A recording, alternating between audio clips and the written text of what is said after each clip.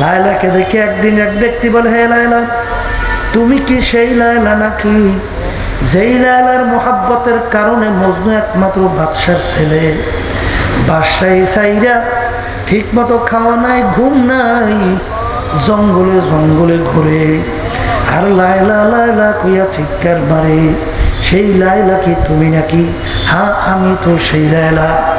তখন ব্যক্তি বলে, আসলেই তো মজনু একটা পাগল, তুমি তো এমন কোনো সুন্দরী রূপসী না, তোমার চেয়ে সুন্দরী তালাশ করলে মজনুর বাবা আর পাইবে না।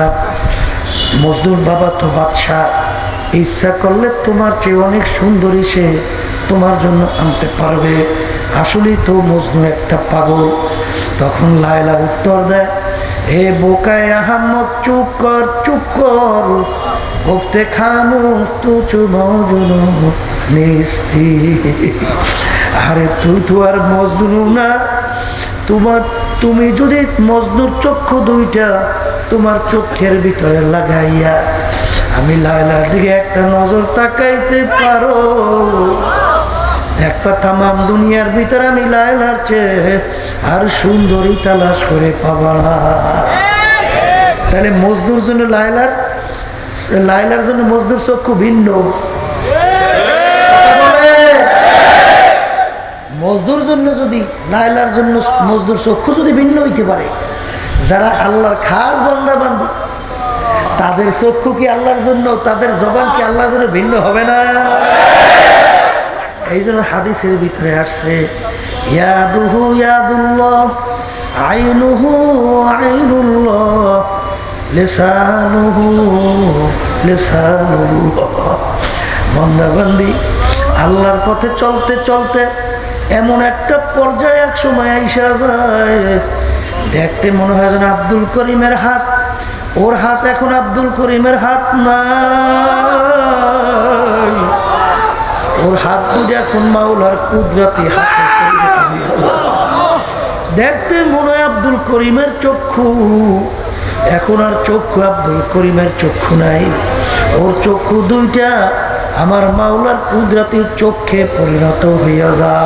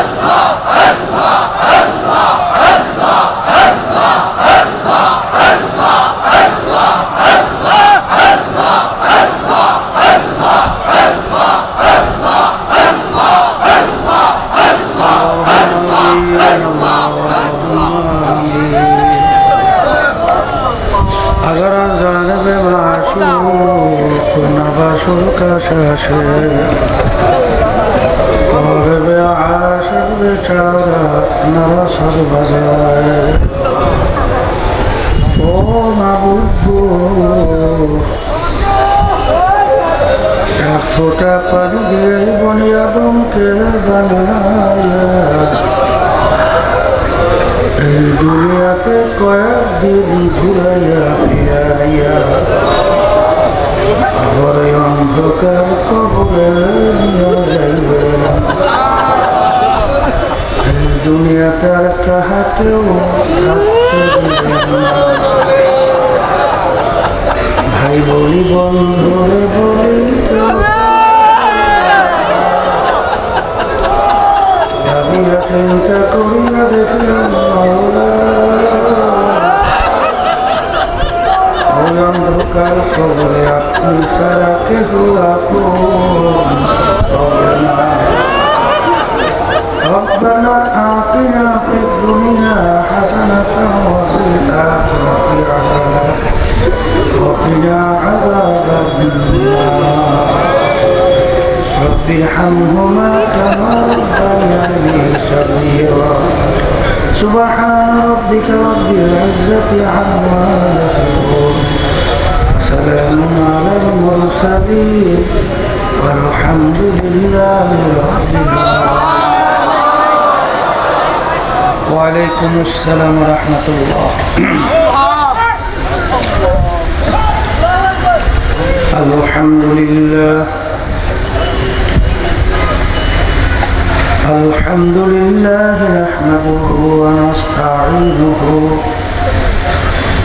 ونستغفره ونؤمن به ونتوكل عليه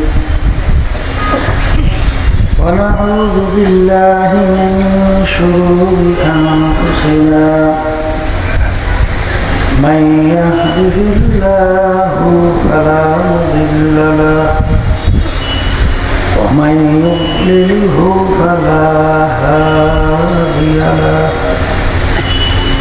ونشهد أن لا إله إلا الله وحده لا شريك له ونشهد أن محمدا عبده ورسوله أما بعد فأعوذ بالله من الشيطان الرجيم بسم الله الرحمن الرحيم ولقد كرمنا بني آدم صدق الله العلي العظيم সবাই দুরূদ শরীফ পড়ি আল্লাহ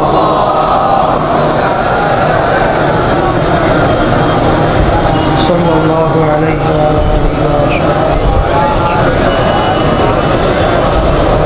আল্লাহুম্মা সাল্লি আলা সাইয়্যিদিনা শাফি'না হাবিবনা ওয়া মাওলানা মুহাম্মদ সাল্লাল্লাহু আলাইহি ওয়া আলা আলিহি ওয়া আসহাবিহি ওয়া বারাকাতুহু আল্লাহুম্মা সাল্লি আলা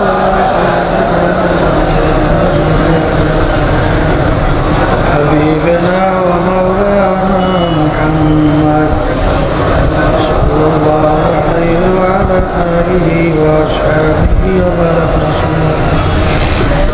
শুকরিয়া আদায় করতেছি মহান রব্বুল আলামিনের দরবারে। রব্বুল আলামিন ফিতনা ফাসাদের যুগে দ্বীনি মাহফিলে আসার বসার এত রাত্র পর্যন্ত থাকার তৌফিক আল্লাহ দান করলেন।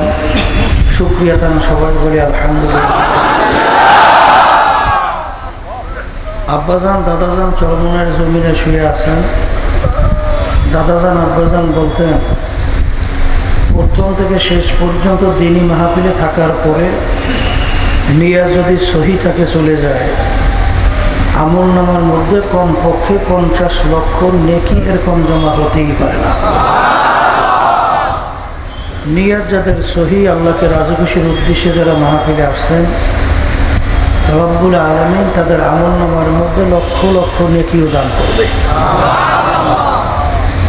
কিয়ামতের ময়দানে আল্লাহ রব্বুল আলামিন বান্দা বান্দীকে মাফ করার জন্য ওসিলা তালাশ করবে। যারা আজকে মাহফিলে আসছেন আল্লাহকে রাজি খুশির উদ্দেশ্যে, এই ওসিলায় আল্লাহ মাফ করে জান্নাতের ব্যবস্থা করতে পারে।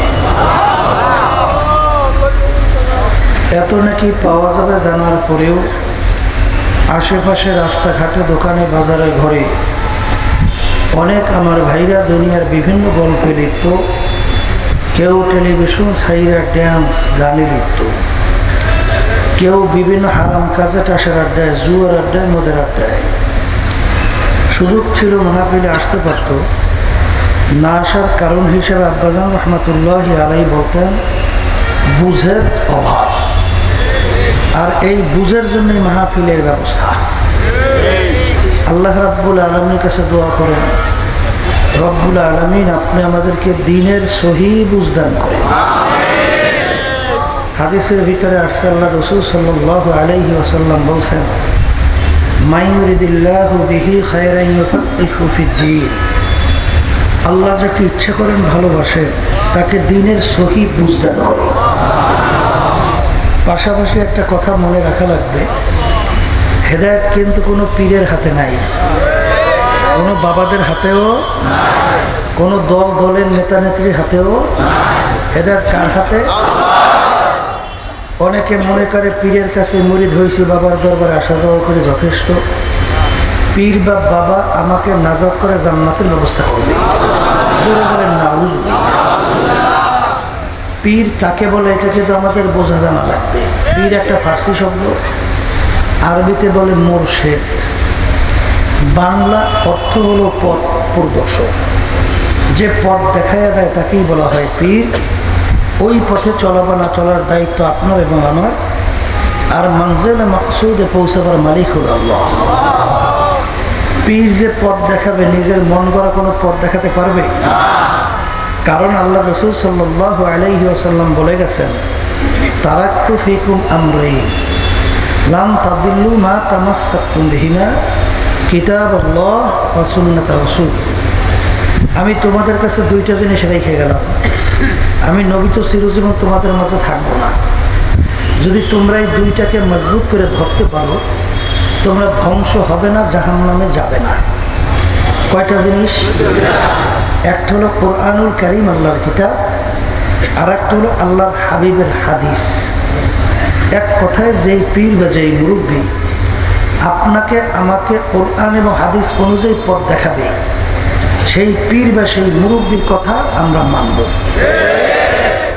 আর কোরআন এবং হাদিসের বাহিরে যে হোক না কেন, বাপ মাও যদি হয়, কোরআন এবং হাদিসের বাহিরে যদি আপনাকে আমাকে পথ দেখায়, কারো কথা মানা যাবে না। আর একটা কথা সবসময় মনে রাখবেন, কবরে কিন্তু কোনো দলাদলি নেই। আছে কোনো দলাদলি? যদি কেউ যে কবরে পরিচয় দেন আমি সরমনের মুরিদ, মাপ পাবেন? আমি জৈনপুরের লোক, আমি ফুরফুরের লোক, আমি আটরশির লোক, চন্দ্রপাড়ার, মাইজবান্ডার, আমি অমুক টমুক সমুক দলের লোক, এই পরিচয় কবরে চলবে? আমি আমার বাজানদেরকে বলবো, পর্দা আলে মা বোনদেরকে বলবো, কবরের ভিতরে প্রশ্ন কয়টা? তিনটা। মান রব্বুকা, ওমা দীনুকা, ওমান নাবিয়ুকা। এই তিন প্রশ্ন, এটা কি চরমনের জন্য ভিন্ন না সবার জন্য? এই তিন প্রশ্নের উত্তর দেওয়ার জন্যই আল্লাহ রাসূল সাল্লাল্লাহু আলাইহি ওয়াসাল্লাম আমাদের সামনে তিনি রাইখা গেছেন দুইটা জিনিস। কয়টা? কোরআন এবং হাদিস। এক কথায় যে পীর মুরব্বী আপনাকে আমাকে কোরআন এবং হাদিস অনুযায়ী পথ দেখাবে, তাদের কথা মানব। আর তার বাহিরে পথ দেখাবে, মানব। কারণ কবরে আগেই বলছি কোনো দলাদলি। যদি দলাদলি থাকতই, আল্লাহর নবীর চেয়ে বড় পীর ওলি গাউস কুতুব দুনিয়া থেকে আসবে? নবী আমার দুনিয়া থাকা অবস্থায় তার কলিজার টুকরা সন্তান ফাতেমা রাদিয়াল্লাহু তাআলা আনহা তাকে ইঙ্গিত করে বলছিলেন, ইয়া ফাতেমা তুয়ান ইজি নাফসাকা মিনান নার। হে ফাতেমা, দুনিয়ায় থাকা অবস্থায় নিজে আমল করো, জাহান্নামের আগুন থেকে বাঁচো, এরপরে অন্ধকার কবরে যাই আসো। ফাতেমা যদি কবরে এই পরিচয় দাও, আমি আখিরের জমানার নবীর মেয়ে, আল্লাহ নবী বলছেন ফাতেমা এই পরিচয় কবরে কোনো কাজ হবে না। তা আমার নবী যদি তার মেয়ের ব্যাপারে কবরে কোনো নাজাতের গ্যারান্টি দিতে না পারে, এমন কোন পীর, এমন কোন মুরব্বী, এমন কোন ওস্তাদের ওস্তাদ আছে যে আপনাকে আমাকে নাজাত করে জান্নাতের ব্যবস্থা করতে পারবে? জোরে বলেন, পারবে?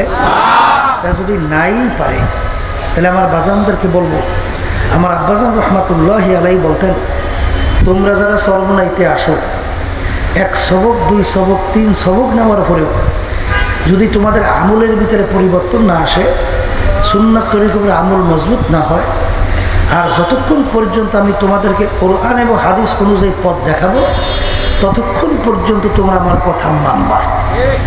আর যখনই কোরআন এবং হাদিসের বাহিরে কোনো পথ দেখাবো, আমার থেকে এখান থেকে ভাইকে যাওয়া তোমাদের জন্য ওয়াজিব হবে। কি পুরান মুজাহিদেরা মনে আছে? আছে তো মনে? তা আমি যে কথা বলবো বাজার, তাই পীরের কাজ হলো পথ দেখানো। পীরের কাজ কি? ওই পথে চলাবা না চলার দায়িত্ব আমাদের, উদ্দেশ্যে পৌঁছাবার বলি। আমি আপনাদের সামনে এই যে আলোচনাগুলো করতেছি, এই আলোচনাগুলো বুঝবে কারা? বলেন, যারা মানুষ। আর মানুষের সুরাতে যারা আবু জাহাল, উতবা, সাহেবা, আবু লাহাব মার্কা, এরা কিন্তু বুঝবে না। মনে আছে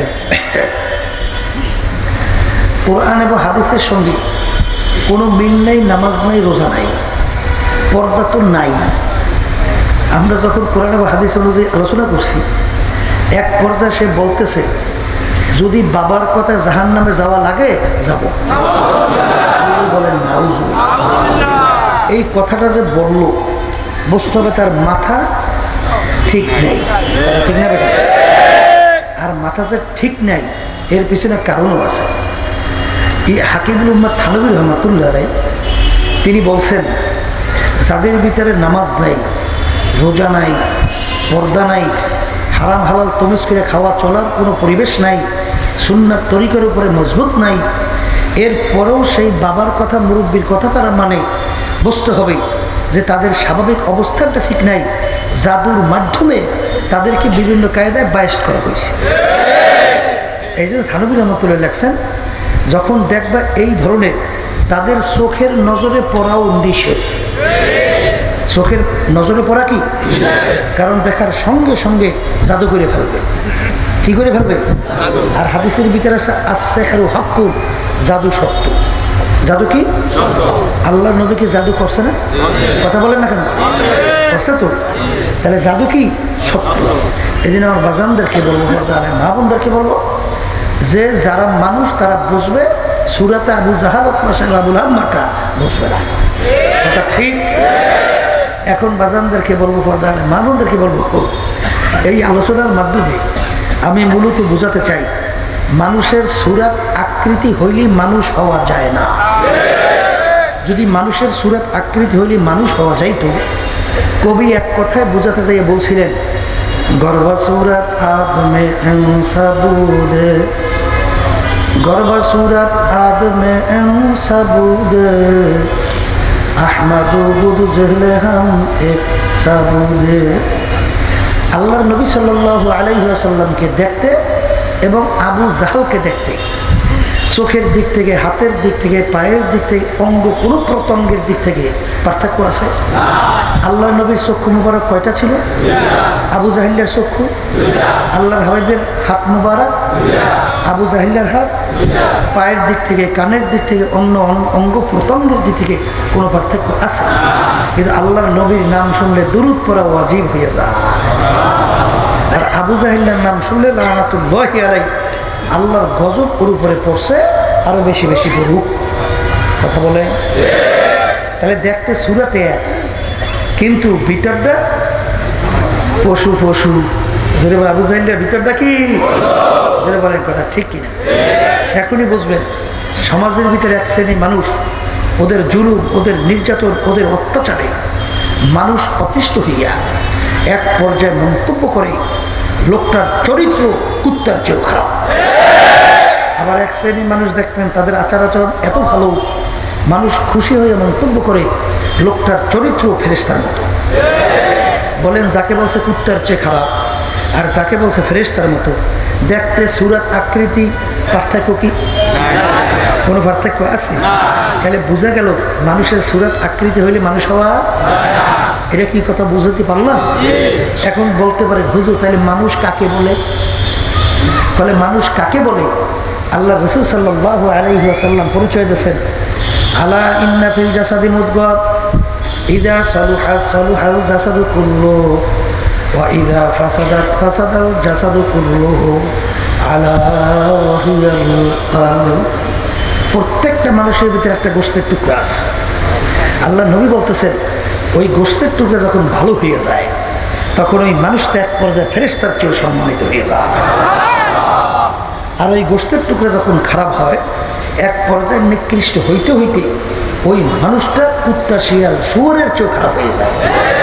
আল্লাহ বলছেন, কে বলছেন? এমন এক শ্রেণী মানুষ দুনিয়াতে আছে যে মানুষগুলো শাররুল বারিয়া, কুত্তা, শিয়াল, শুয়োরের চেয়েও খারাপ হয়ে যায়। ওই গোশতের টুকরার নাম কি বলেন? এক কথায় যার কলব ভালো সে ভালো মানুষ, আর যার কলব খারাপ সে খারাপ মানুষ। কথা ঠিক?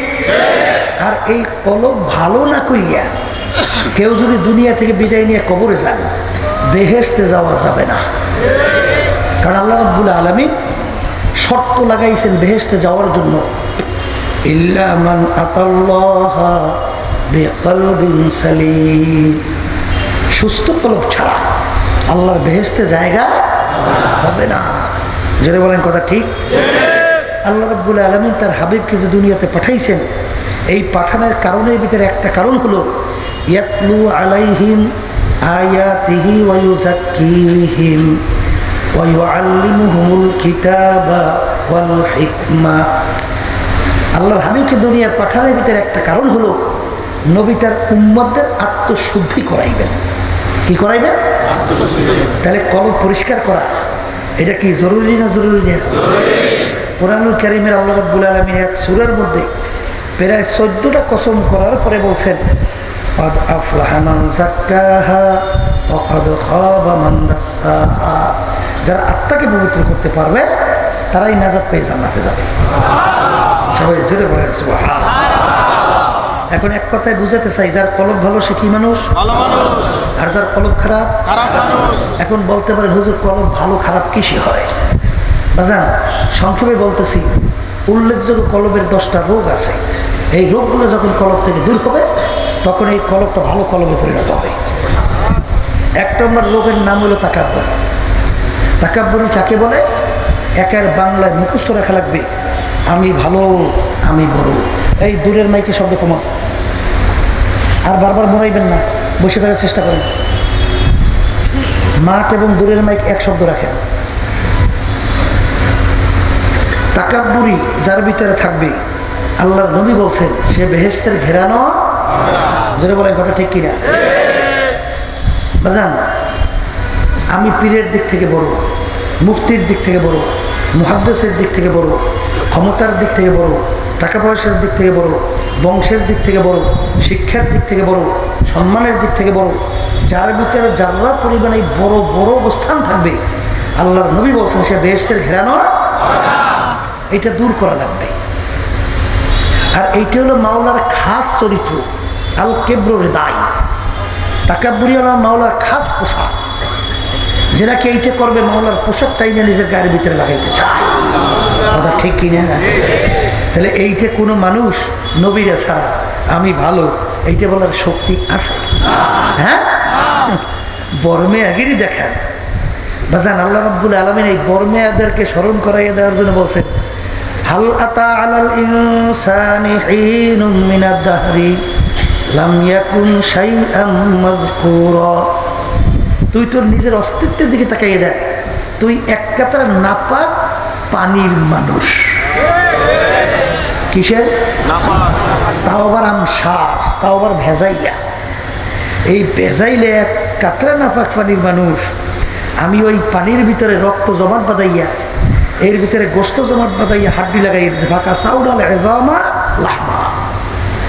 হাড্ডির ভিতরে আমি গোস্ত লাগাইয়া ফি আহসানি তাকওয়িম, তোর মাথা তোর সুন্দর সুরতের একটা মানুষ আমি তৈরি করছি।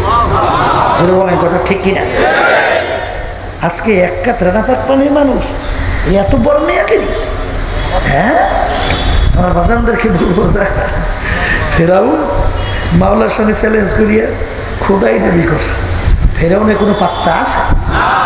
সাদ্দাম মাওলার সামনে চ্যালেঞ্জ করছে, বেহেশত তৈরি করছে, আল্লাহর বেহেশতে যাবে না। বেহেশত কমপ্লিট দলে বলে দেখার জন্য গেছে, যাই দেখে বেহেশতের দরজায় বুড়ো দাঁড়াই হয়েছে, দেখে কিটমিট করে। দেখেন না বড় লোকেরা গরিব দেখলে কিটমিট করে না? কিটমিট করে, হ্যাঁ বুড়ো ডাকে না। বুড়া ডাক দিয়ে বলে সাদ্দাম আমি আজরাইল এসে তোর জান কবজ করার জন্য। সেই আজরাইল নাম শুনছে আর হুশ আছে? কথা বলে এখন ভাই ভাই আজরাইল বড় শখ করে বেশ তো তুই একটা নজর দেখার সুযোগ। আজরাইল সালাতাম ওরে খবিস, আমার মাওলার সমস্ত নেয়ামত ভোগ করছে, স্বাধীনতা পাইছে। স্বাধীনতা পাইয়ে মাওলার নেয়ামত ভোগ করিয়া ধরাকে সরা জ্ঞান মনে করো নাই, যা মনে করে তা করছে। মাওলার সাথে চ্যালেঞ্জ দিয়ে বেহেশত তৈরি করছে। আমার মাওলার হুকুম হয়ে গেছে, 1 সেকেন্ড আগেও হবে না, পরেও হবে না। আস্তে রুহুটা টান দিয়ে নিয়ে গেছে, সাদ্দাদের ঘরটা জমিনে পড়িয়ে দিচ্ছে। কি মাতকবাড়ি করার সুযোগ আর আছে? হ্যাঁ, এই জন্য বাজানদেরকে বলবো সেকেন্ডের কিন্তু বিশ্বাস, নিঃশ্বাসের বিশ্বাস নাই, সেকেন্ডের কোনো ভরসা। ডাক্তাররা আবিষ্কার করে বলছেন মানুষ মরে যাওয়া কোনো আশ্চর্য না, বাচ্চা থাকা আশ্চর্য। মানুষ যে কেমনে বাইসে থাকে আজ পর্যন্ত ডাক্তার আবিষ্কারই করতে পারে না। কথা ঠিক না? এই এক কাতার নাপাক সুরাতের মানুষ। আব্বাজান অনেক সময় বলতেন, বাজান মাতুক বেরি করো,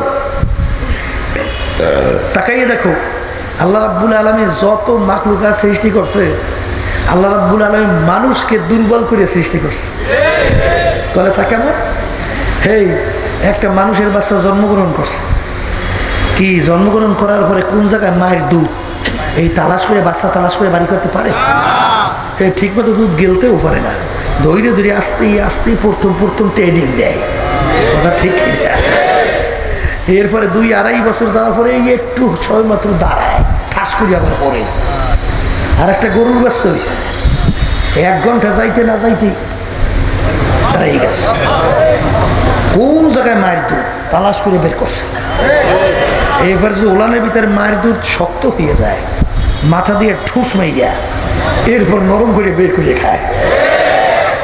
এই জন্মগত দিক থেকে মানুষ দুর্বল পশু, মুখ খুলে কথা বলে।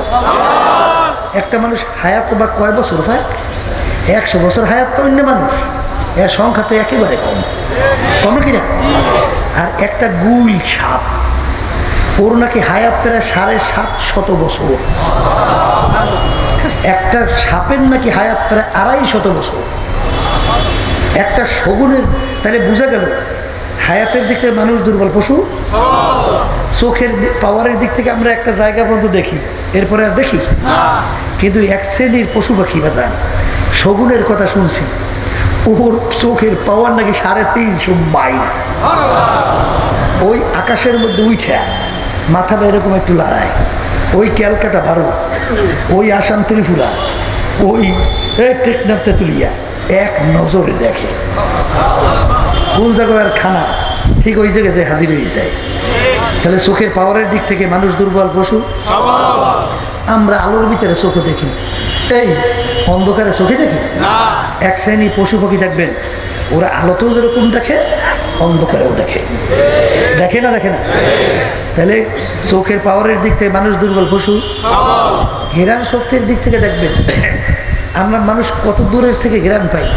আর একটা মাছি দেখবেন, নদীর ভিতরে কোনো মাছির নামগন্ধও নেই, সেখানে একটা কাঁঠাল ভেঙে দেখে কিছুক্ষণ পর থেকে ব্যান ব্যান শুরু হয়ে গেছে। কোথা থেকেও চলে আসছে।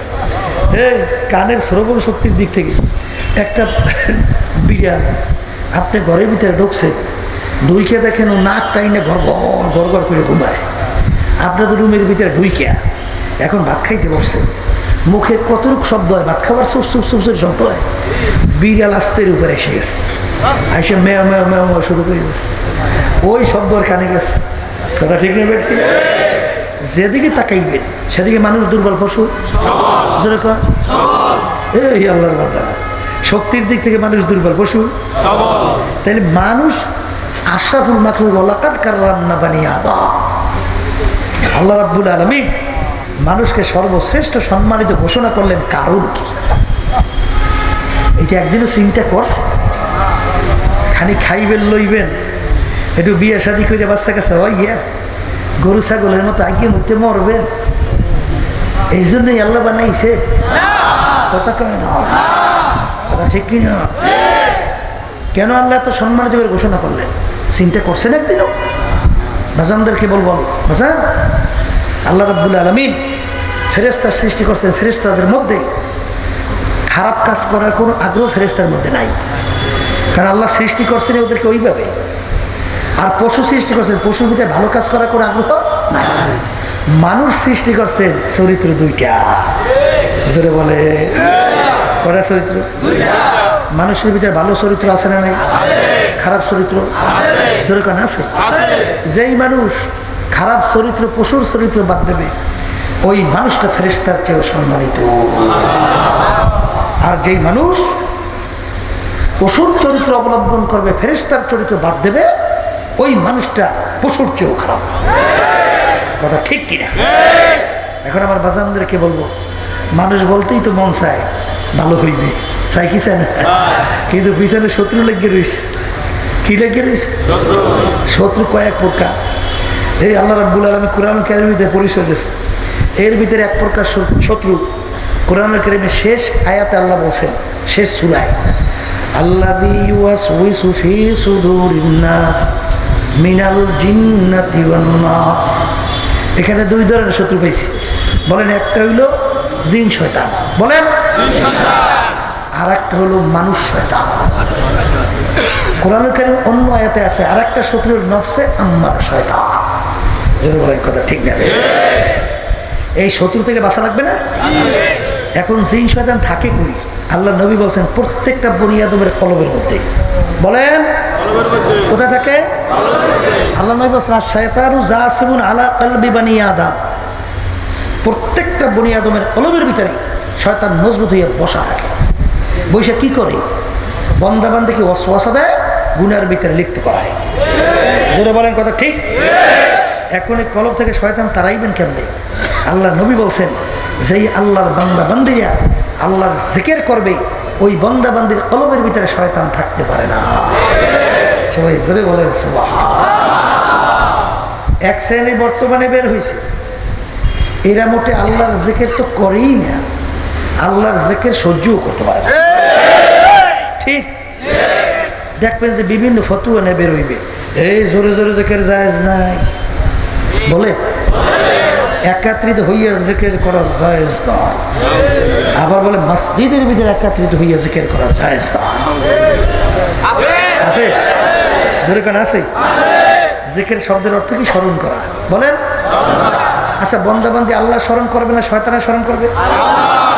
আল্লাহ তো দাবি করছেন, ওয়াল্লাযীনা আমানু আশাদ্দু হুব্বান লিল্লাহ। যারা মুমিন তারা সব জিনিসের চেয়ে আমি মাওলাকে বেশি মহব্বত করে। সবাই জোরে বলেন সুবহানাল্লাহ। তা মুমিনরা আল্লাহকে বেশি মহব্বত করে অর্থ কি? মুমিনরা আল্লাহর স্মরণও বেশি করে। দুনিয়ার ভিতরে যে যাকে বেশি মহব্বত করে তার স্মরণ সে বেশি বেশি করে না। কথা বলে লায়লার কথা শোনেন ভাই? মজনু পাগল হয়েছে, শুনছেন? এই বাদশার ছেলে এখন চরের মধ্যে নদীর চর কয় চর, এই বালির ই পড়িয়ে থাকে না, আঙ্গুল কলম বানাইছে। এখন চরের মধ্যে খালি লেখতে আছে লায়লা লায়লা লায়লা লায়লা লায়লা। কিরে পাগল, তুই আঙ্গুল দিয়ে চরের মধ্যে লায়লা লায়লা লেখো কা? কলে তুমি বুঝবা। যখন ওই আঙ্গুল দিয়ে চরের ভিতরে লায়লার নামটা লেখি আমার কলিজারা ঠান্ডা হয়ে যায়। কথা কয় না? জোরে বলেন কথা ঠিক না? বাজান এর জন্য এক ব্যক্তি লায়লাকে দেখে বলে, হে লায়লা, তুমি কি সেই লায়লাকে দেখি? হ্যাঁ, গোফতে লায়লা রা খলিফা কাতুই খিস্তু মজনু শুধু পারে সাবা কবি আজ দিকে রুখু বাদু আবজু নিস্তি গোফতে খামুস্তু চুমজুনু নিস্তি দিদায় মজ নো আগার বুদে তোরা হরদ আলম বেখতের বুদে তোরা। কি আল্লাহর বান্দারা কথা ঠিক না বে? ঠিক। তাহলে যেই আল্লাহর বান্দাবান্দি আল্লাহর খাস বান্দাবান্দি হবে তারা স্মরণ বেশি কার করবে? আবার মুখ খুলে এক কপাল ফোরা একটু আল্লাহর নাম নেয়, তুমি সহ্য করতে পারো না কেন? কপাল ফোরা। কারণ কি? এক কপাল ফোরা, তোমার কপাল পড়ছে। আল্লাহর জিকির সহ্য করতে পারে না শয়তান, তুমি পারো না কেন? কারণ কি? অসবির নাফসাকা মাআল্লাযীনা ইয়াদউনা রাব্বাহুম বিল গাদাতি ওয়াল আশিয়্যি ইউরিদুনা ওয়াজহা। আয়াত নাযিল হয়েছে, নবী আপনি তাদের সঙ্গে বসেন যারা আমাকে রাজি খুশির উদ্দেশ্যে সকাল সন্ধ্যায় বইসা আমাকে ডাকাডাকি করে। আমাকে আল্লাহ রাসূল সাল্লাল্লাহু আলাইহি ওয়াসাল্লাম তালাশ করতেছিলেন যে আল্লাহ আমাকে কার সঙ্গে বসতে বলল। মসজিদে নববীর ভিতরে যাইয়া দেখে একদল সাহাবায়ে কেরামদের জামাত একত্রিত হইয়া বইসা আল্লাহর জিকির করতে আছে। আল্লাহ নবী তাদের সঙ্গে বসছে, বসে আল্লাহর কাছে শুকরিয়া আদায় করে, বাবু আপনার তোমার লাখো কোটি শুকরিয়া যে আপনি যেই উম্মতের সঙ্গে বসতে বলছেন আমি তাদের সঙ্গে বসছি, আল্লাহ এদের সঙ্গে আপনি আমাকে দুনিয়াতে রাখেন, এদের সঙ্গে আপনি আমাকে কিয়ামতের ময়দানে উঠাইয়েন, এদের সঙ্গে আপনি আমার হাসর করাইয়েন। কি বুঝলেন? এখানে জামাত পাইছে কোথায়? মসজিদের মধ্যে না বাইরে? তাহলে মসজিদের ভিতরে আল্লাহর জিকির বাস্তবায়ন কথা কয় না? একজন না তারা জামাত, তাহলে একত্রিত হইয়া প্রমাণ হয়। এখানে কি আওয়াজ করিয়া না চুপ করিয়া থাকিয়া? ডাকাডাকি করতে হলে কি চুপ করিয়া বসে থাকে ডাকাডাকি হয় না শব্দ করে ডাকতে হয়? তাহলে এখানে তেরোটাও কি প্রমাণ হয়? জোরে কয় না হয় কি হয় না? এই জন্য বাজানদেরকে বলবো, হে কপাল পরার দল, রশিদ আহমদ গাঙ্গী রহমাতুল্লাহ আলাই আমাদের এই তরিকার মুরব্বী, যার প্রায় 1 লক্ষর মতো হাদিস মুখস্থই ছিল, 60,000 সনদ সহ 40,000 সনদ ছাড়া, দেবন মাদ্রাসার মুরব্বী ছিলেন, মুহাদ্দিস ছিলেন, এত বড় জবরদস্ত, যার উপদে ছিল কুতুবুল আলম, তামাম দুনিয়ার ভিতরে বড় কুতুব, তারাই তরিকার মুরব্বী। আল্লাহর জিকিরে কি মজা, না করলে বুঝবা কেমন? जिक्र में क्या मजा है जाकिरू से पूछियो, शाखे गुल में क्या मजा है बुलबुलू से पूछियो। কথা ঠিক?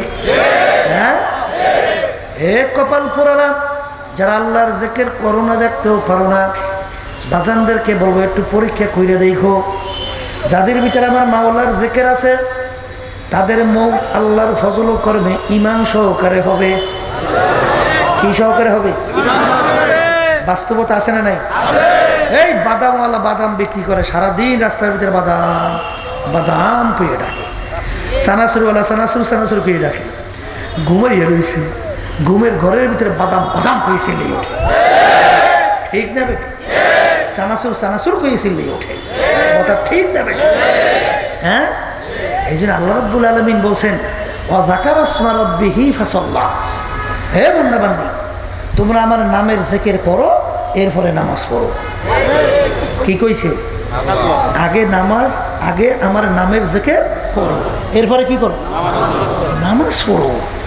বাজান আল্লাহ রাব্বুল আলামিন বলছে জিকির এরপরে নামাজ পড়তে, এর কোনো কারণ আছে না নাই? আপনি জমিনের ভিতরে হাঁটতেছেন আর জিকির করতেছেন, লা ইলাহা ইল্লাল্লাহ লা ইলাহা ইল্লাল্লাহ। মূসা নবী আলাইহিস সালাতু ওয়াস সালাম মাওলাকে বলে, মাবুদ গো আপনি আমাকে এমন একটা কালিমা শিক্ষা দেন, এমন একটা কিছু আপনি স্পেশাল আমাকে দেন যেটা আপনার ভিতরে আমার ভিতরে স্পেশাল, শুধু আপনার এবং আমার মধ্যে।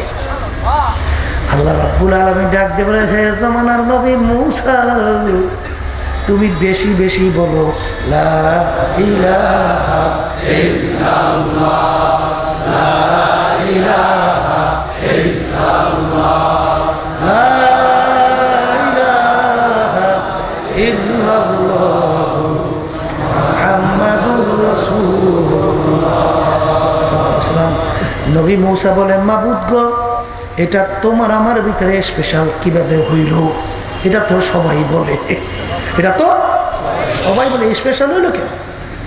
আল্লাহ রাব্বুল আলামিন বলে, ও মূসা এই কালিমার যে কত ওজন, ও মূসা তামাম দুনিয়ার ভিতরে যত কিছু সব এক পাল্লার ভিতরে যদি রাখা হয়, আর এই কালিমাকে যদি ভিন্ন আর একটা পাল্লায় রাখা হয়, এই কালিমার এত ওজন, ওই কালিমার ওজনে ওই কালিমার পাল্লা ডাইবা যাইবে, ঠিক না? যখন বন্দাবন্দি লা ইলাহা ইল্লাল্লাহ করে জিকির করে, লা বলার সময় মাথাটা ডাইন দিকে ঘুরায় না? হ্যাঁ, এবার মাথা ঘুরাইয়া বাম দুধে 2 আঙুল নিচে কলব, মাওলার নূর থাকবার জায়গা ইল্লাল্লাহ কই ধাক্কা দেয় না? যখন লা বইলাম মাথা ডান দিকে ঘুরা, তখন কি খেয়াল করে? নাই নাই নাই, কি নাই?